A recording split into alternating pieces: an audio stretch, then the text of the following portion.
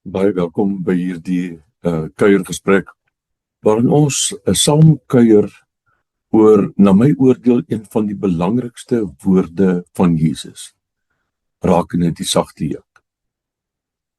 Wat vir my oopgegaan het, is dat hierdie woorde wil Jesus ons nooi en ons hele lewe heroriënteer om alles wat ons sê en doen, Kolossense 3:17, te doen in sy naam.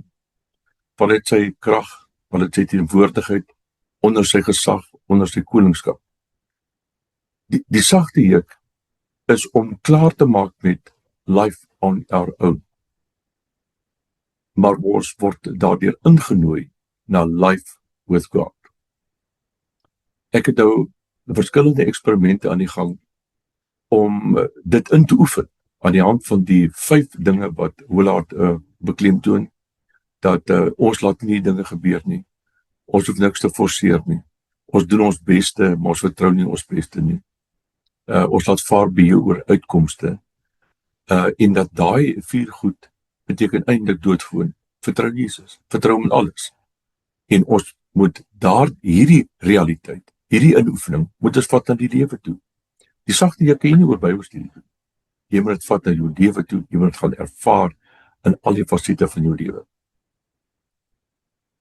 In een nadenke wat ek gehad het oor hierdie hele proses van inoefening van die sagte juk, het iets spontaan by my opgekom, en dit is, hoekom sukkel ek so?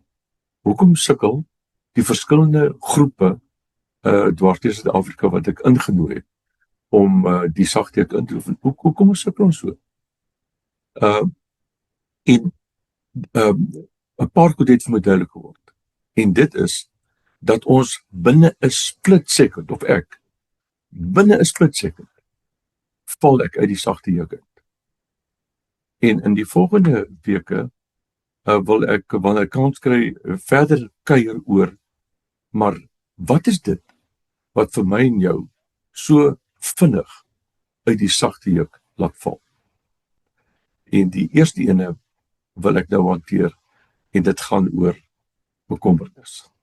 Bekommernis laat ons binne 'n split second uit die sagte juk uitbeweeg.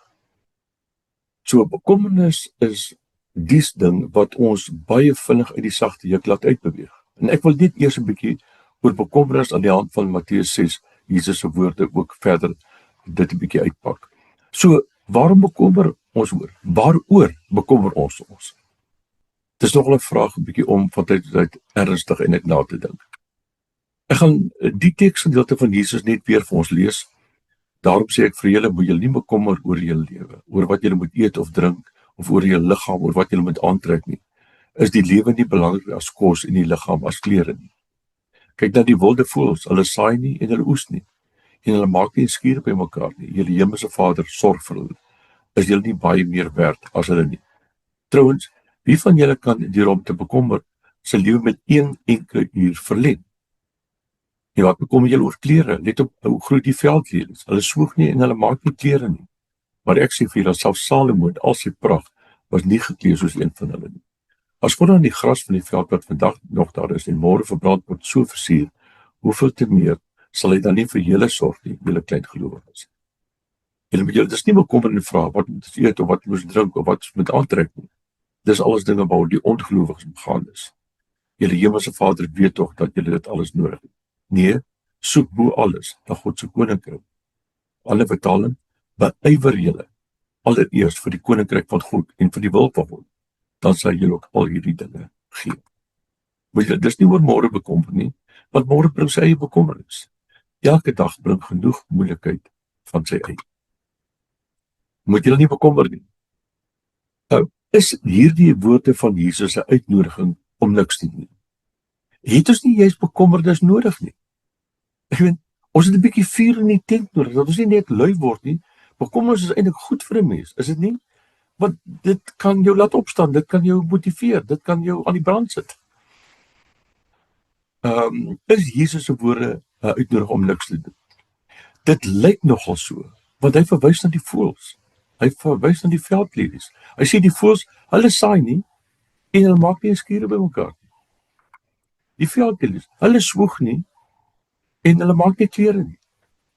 Is Jesus se woorde 'n uitnodiging om niks te doen? Nee vriende, die voëls doen nie niks nie. Hulle vlieg, hulle maak kos bymekaar, hulle bou neste van vroeg tot laat.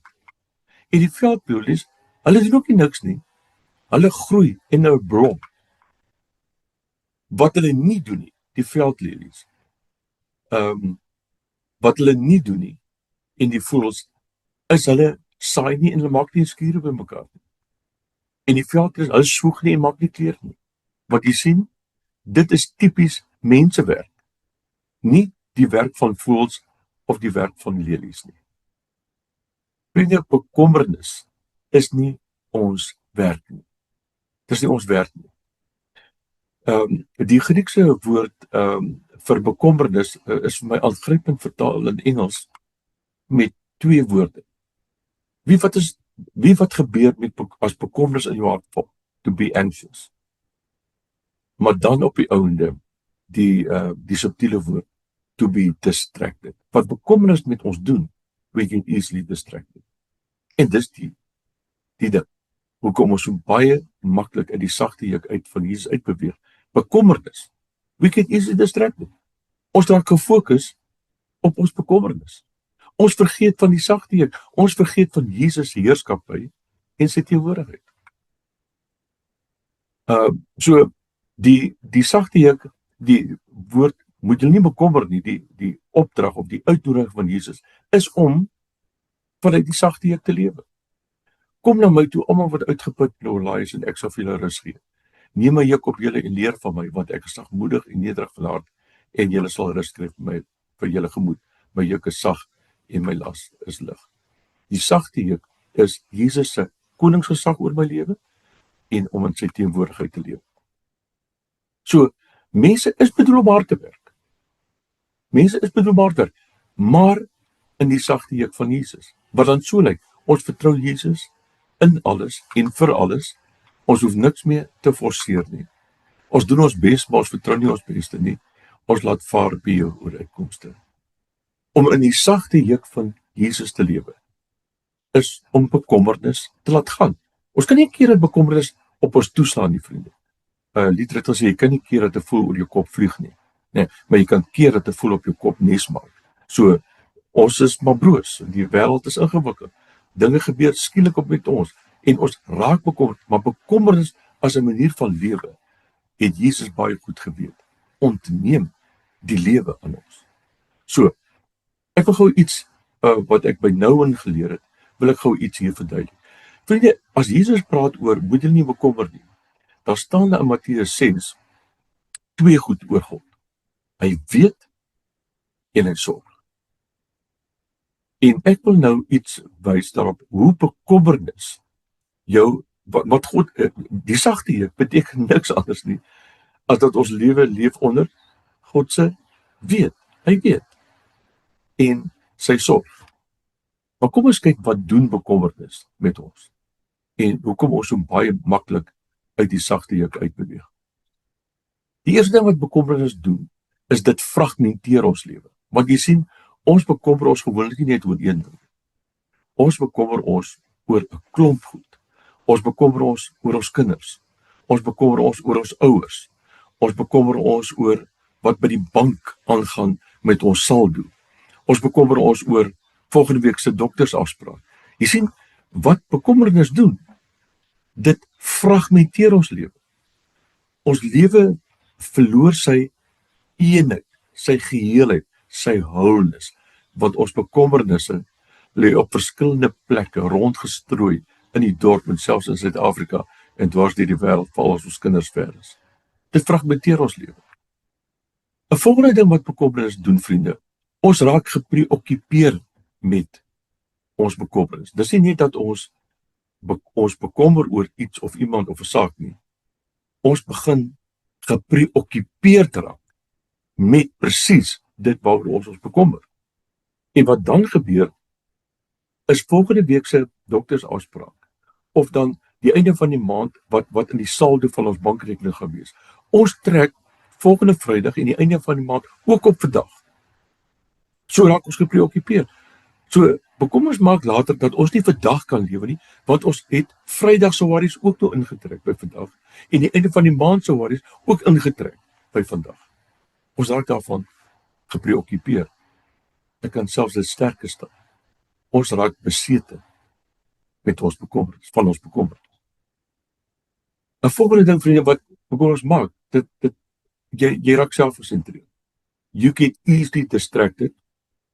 So jou fokus op die sagte een. So ons fokus op Jesus se gesag en sy heerskappy en sy teenwoordigheid. Ons fokus op God se weet en God se sorg verdwyn, verdof, want ons raak en is dan op onsself gesentreerd. Dis wat bekommernis doen. En dan is dit interessant, nou en het my daarop gewys, dat wat bekommernis doen, is dat dit, die Latynse woord is surdus, jou lewe raak absurd.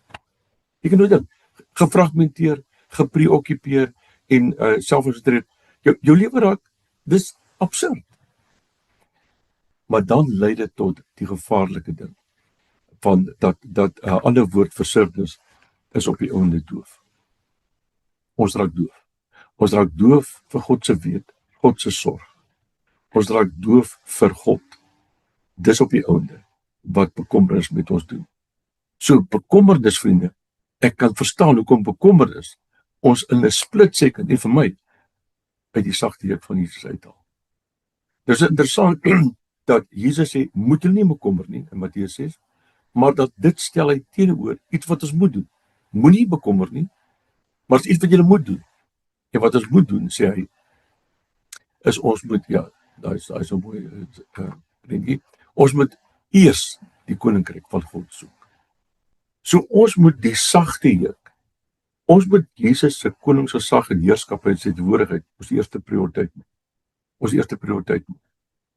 Vriende, as dit gebeur, skuif ons van fragmentasie na gefokus. Hierdie een fokus. En ons een fokus is Jesus Christus die Heer en sy teenwoordigheid. Dis waarop ons fokus. Van gepreoccupeer skuif ons op die ouende na vry. In plaas van gepreoccupeer raak met die 101 bekommernisse, is ons lewe gefokus op Jesus. En daarom leef ons met 'n groot stuk vryheid. Ons weet dat hy weet. En ons weet dat hy sorg. En dan van selfgesentreerdheid skuif ons na die wil van God in die vryheid. Dis die vars suurstof van 'n lewe uit die sagte juk. Dis die vars suurstof van die lewe in die koninkryk, is dat ons van onsself preoccupasie skuif na die wil van God. En dan van absurd, vriende, skuif ons na gehoorsaam. Gehoorsaam.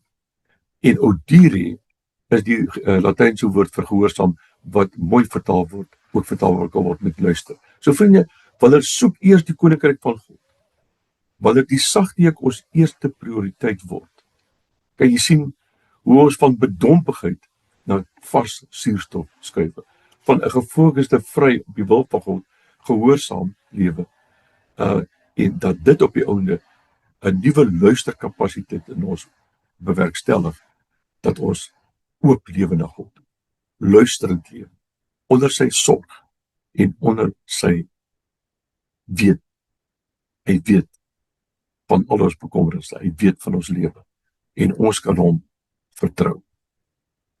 Ek wil jy met 'n bietjie dit inoefen hier die volgende 'n paar weke. As jy jou betrap dat jy jou bekommer, nee, dit kan jy doen nie, want ek weet, ons is maar broers, so as jy wil sien dan bekommer jy jou. Maar ek wil hê dat ons sal inoefen dat bekommernis nie op ons kop nes maak. Ek wil hê ons moet inoefen om die bekommernis, om dit presies waaroor ons bekommer, in die sagte juk van Jesus in te bring.